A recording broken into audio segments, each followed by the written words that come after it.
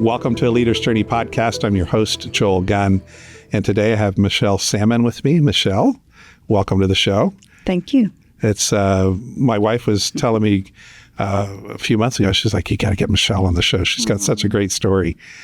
And so I'm excited to hear it. I get to hear it for the first time. But a little bit of background, you started off as a paramedic in an EMS team, and then got involved in a fire department. You were there for 20 years. The last 10 of that, you were the CEO. And then you went on to do some other things. But one of the questions I was going to ask you, and we were talking before the show, exchanging emails and whatnot, was there something that happened in the past that really contributed and impacted the leader you are today? And so I'd like to start with that thought in mind and just see where this goes. Absolutely. I recall the most impactful thing was the summer of 2008. And I had been studying and reading the book of Nehemiah. At the time, I was just placed as the CEO of Bulverde Spring Branch EMS. And so I was already feeling the weight of that responsibility. And so I was really in the Word. And as I was reading it, what I didn't realize is the Word was actually reading me in my life as well. We had heard that a neighboring EMS agency had faced a crisis to the point it looked like they may shut down the 911 services there. And so for me, I was going to do the thing. I was going to give them a call, encouraging word, tell them I'd be praying for them and we're here for you. But God really invited us into something much bigger during that time. And what was that much bigger? Where did it go from there? Well, when I called, the person on the end of the phone could not even say hello. They were crying. And so obviously there was great distress. And I finally said, "Are you okay?" And they said, "No." And I said, "Do you need me to come to the station?" And they said, "Yes." Wow. And so it was the end of the day. I just got in my truck and I headed north and went and met with them. And then that's when everything began to change. So as the story unfolded, what happened next? I began to feel like I was living in the book of Nehemiah. Literally, my life was beginning to mirror that. I found out that the service, in fact, had been given notice by the state of Texas that they had 60 days and that they were shutting the service down. As the EMS director, I was beginning to think, well, then that means we're going to have to respond to those calls or another neighboring agency. And knowing the distance and how far it was, people are going to die. Bottom line, we wouldn't be there soon enough. So I began to have a great burden for the community that was going to lose this great, asset within there. And someone looked at me and said, "You've got your department all outlined and organized. Why don't you come help us?" And I said, "Well, I'll need to pray about that. I do serve at the pleasure of a governing board of directors. I'll need to go before them." And so I began to fast and pray in preparation of going before my board because this was a huge deal. It involved many agencies, not just a state regulatory agency, the DEA, the Attorney General. So the whole town was just in an uproar. Wow. So that's when I began to walk out the book of Nehemiah. So as you approached the governing powers, the various agencies, leaders of those agencies, were they initially receptive, or was there a lot of paperwork, pushback? Like how did that look? So I first started with my governing board. I needed to get permission, much like Nehemiah did from the king. And I said, "Look, they're in distress. We're going to have to run these calls anyway. I'm asking for permission that you would allow me to go and be their interim director while I'm simultaneously overseeing our organization. But I need more than that. Like Nehemiah, I needed resources." And I said, "I'm going to need off-duty crews and ambulances to be able to run 911 calls. I don't know how long it's going to take. I'm asking for your favor." And they granted it to me. Wow. So, but I still had to deal with their governing board of directors and everything. So once I had permission from my organization, then I went up to them and said, okay, I can help, and let's see how we can try to save the organization. We only had 60 days to be able to do it. So it was a very short time frame. How did they receive you initially? Initially, they were grateful for help, but at the same time, they wanted to remain in their positions on the board, and that was never going to go. When I assessed, and I didn't obviously speak this at first, you had to assess it in private, but when I began to speak with the state about what the charges were, I believe there had been 237 diversions of a very potent drug, fentanyl, that was unaccounted for. So we had that. They attributed the board to be a contributing factor of that. There was nepotism. There was related parties on there. And so I had to figure out legally how I could get them to resign while we simultaneously installed a new board that had been very publicly a scandalous organization say, come help me rebuild this. Hey, I know it's all over the front of the Austin American Statesman, but I need your help. And so once again, that's just where I had to stay in the Word and prayer and fasting and literally follow what Nehemiah did. So I went to the president of the bank, to the people that were respected within the community, business owners, and said, I need your help on reorganizing this, and we can, retain this asset that y'all have. And God blessed that, gave us favor, and they all joined, and we had that. Prior to asking them, I went to a nonprofit law specialist, and he gave me the exact steps to do. There were posted meetings, wait 30 days. And I'm like, I only have 60 days to do this, 60 to pull it off. But I have to post and wait 30 days. He said it's the law. And so we were able to do that. I still didn't know when we went to that meeting with the new board members hopefully going to be installed and the old ones there that they would give their resignation. But we went to the meeting. I cast a vision of what we would be able to do with the agency. And then asked for their resignations. They all resigned, and then we were able to install a brand new board. Wow. And that gave us hope at that point. Huge. Yeah. Anybody that's been involved in nonprofit work would appreciate just how monumental that was. Because I know of a large nationwide nonprofit that some of the board seats cannot be those board members can't be removed. Correct. Due to whatever is in place. Yes. And so, that's huge. Yeah. Congratulations. So that at least got our organizational structure fixed. And then I had to work on operational processes, and there was none. They were over $100,000 in debt. They had not paid the fuel bill, and think about running 911 calls in over 6 months. And so I had to start going individually to vendors and say, look, I don't have any money, but we're rebuilding. And if you will just not cut me off, I will see that you get a check every month. And we were able to negotiate and do that, get the operational processes in place with, my board allowing me to have a crew up there to run the calls while we retrained people. Hey. And then the state called for a meeting. Here we were. We had to present what we had done. And so we went before a panel in Austin, and we presented our case. This is what we put in place, and nobody was smiling. We had no affirmations coming from anybody. And they asked us to leave the room. And so we did. And probably 15, 20 minutes, they called us back in, and they said, we don't know how you did it. This is not the same organization. And we will grant you permission to continue the work you're doing. Wow. And so they reinstated the license of the organization. I'd love to say we pulled out then and left them and said, God bless you, but that didn't happen.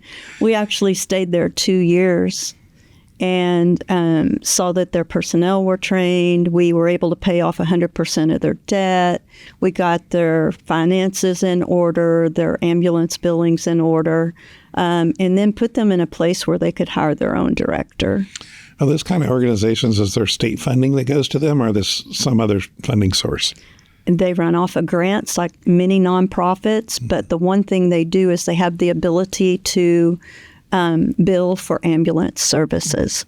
So being able to see that we got all of that streamlined and it was processing and they were able to get the flow of money and cut off unnecessary expenses. You know, when you're doing a turnaround, it's like, you know, only the essentials did we keep and then we just rebuilt from there. Wow.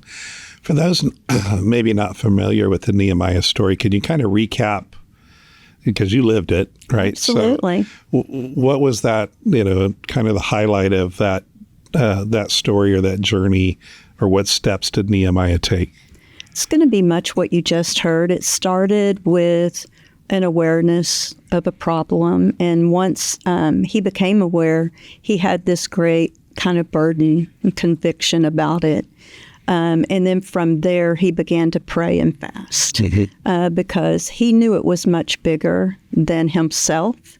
And there was a lot of shame. He also repented. And I recall walking that step out as well.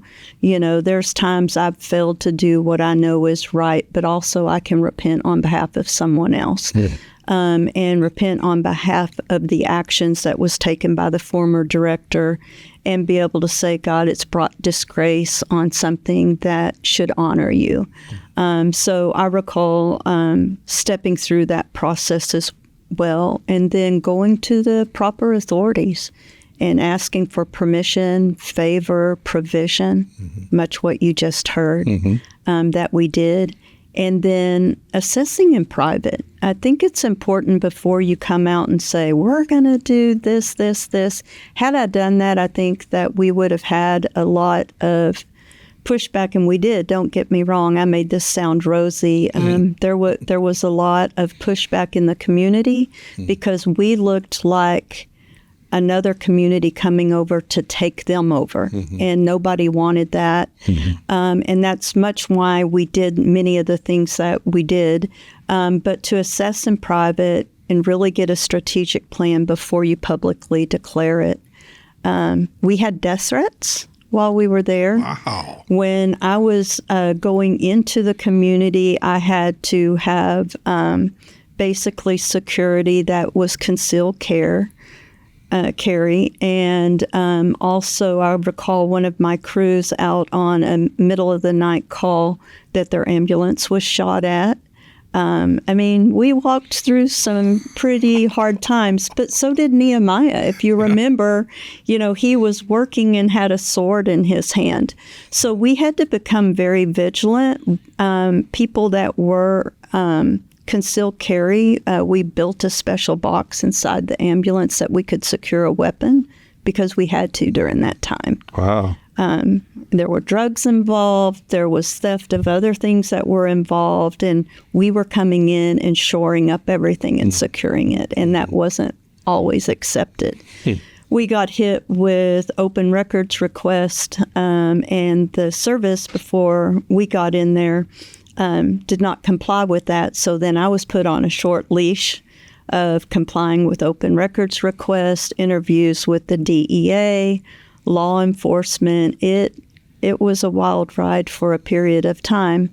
But then we were able to show that we were there for 2 years. We never accepted payment at all. We did it because it was the right thing to do, and we turned it back to the community, and it still exists today.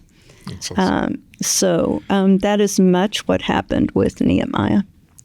Did anybody in the community ultimately come back and recognize you were just being a good neighbor? You know, absolutely. They turned into the state of Texas and recommended that we be awarded, myself, the Administrator of the Year, and the service, the top provider in the state of Texas for the year. And we won both on those. So we didn't expect that at all. We were just told we needed to show up, and we were recognized by the state for that, for the efforts that we did. And it was the community that actually approached the state as a way of thinking. Yes, it was. And it wasn't about what we did. I feel like it was about what God allowed to be done just through us. Mm-hmm. But we started off with the Christianese. I mean, we started off, I'll pray for you. But God invited us into something bigger. How did your board respond to, I mean, they gave you the initial grace to do this and gave you some resources. Was there ever a time over that 2-year period where they're like, how long is this going to go on? Or do we really have to continue? Or I was in the middle of a $3 million construction project, and I was the main point of contact. So it was not ideal. But often I think that's the case, But God gave us the grace to be able to do it. They did, but they did trust my leadership and gave me the grace to do it. And when it was time to be done, they knew I would wrap up.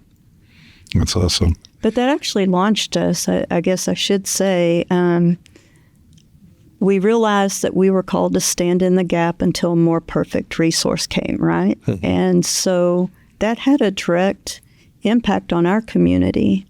So in the following year, after we completed that, we assisted in launching a clinic for the uninsured because they had no place to go. Mm-hmm. So they were medically served. The following year, we launched a community health program where we did home visits and reduced unnecessary 911 calls. Are you still involved in the fire department, or you launched?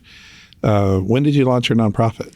So the second nonprofit we launched in 2017 and totally separated from the fire and EMS department in 2018. So after that community health program, mm-hmm.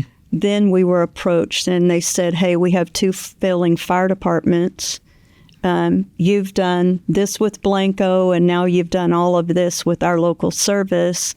Can you help us? And so we basically took 2 fire departments and merged them in with our EMS, and that's when we became Bulverde Spring Branch Emergency Services, and that happened in 2014. Okay. So all of those things honestly prepared us for that merger, which was the hardest thing I ever did. How was it harder than all the hard stuff you've already described? I think because you were dealing with 2 different cultures, and we were trying to blend 2 different cultures. Mm-hmm. It was a success. Mm-hmm. It just was harder than we anticipated, and we underestimated how difficult it would be to combine those 2 in. They continue today off the same strategic plan we had initiated from the beginning, and have served the community very well. But it was a chore.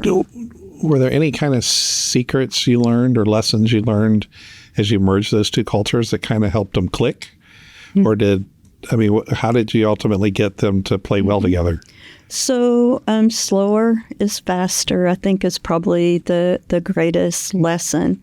I mean, we even had San Antonio news channels come out because people were upset. I mean, basically, I had to fire all of their employees and rehire them, which we did. We extended offers to 100% of them.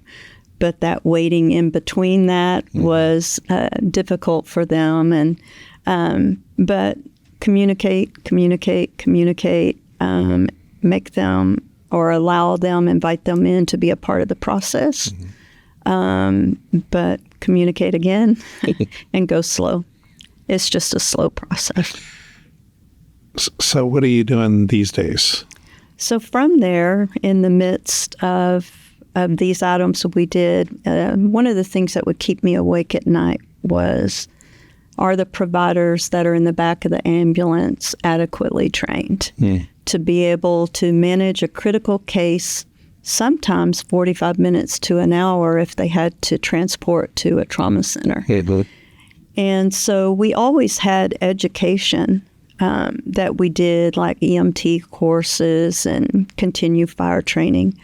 But we launched the first ever approved, it's like a medical school where you do hands-on critical life-saving skills on human anatomy or cadaver labs like in a medical school. So we were approved and operating in this, but those programs grew to such a place that we had to form another nonprofit because it really was taking us too wide from our 911 mission. And so we did that in 2017. I had a choice to stay. I had already served 20 years with fire and EMS.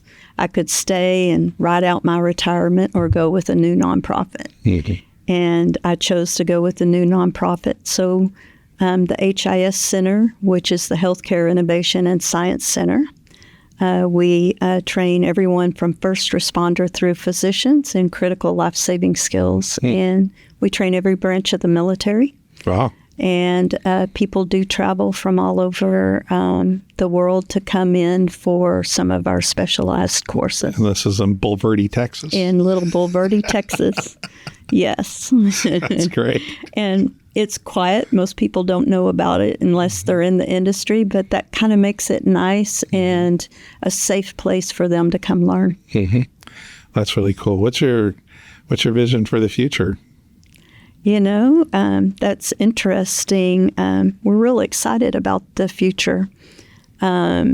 We are really gearing towards a lot of physician-only courses, very specialized, surgical prep. So if a physician is about to perform a surgery, maybe it's one they haven't done, maybe it's one that has tricky, intricate details that they've never experienced. They actually have the opportunity to come to us, create that situation prior to that. And we have just many success stories of where there have been positive outcomes from preparing ahead of time. Almost like pilots, Yes. the recurring training and putting in scenarios you're not normally in. So when it does happen, you're ready for it. Absolutely. That's interesting. Yes. Very cool. And do you see something you continue to do for a lot of years? You're already thinking about succession? Where are you at in your journey? I have already selected the person that will be taking my position. However, right now we're having fun. Yeah. And we have a lot of flexibility.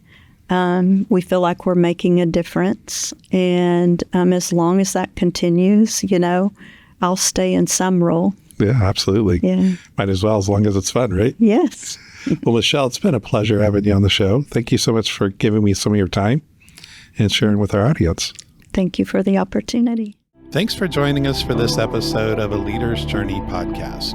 If you enjoyed it, give us a thumbs up and remember to subscribe to our channel.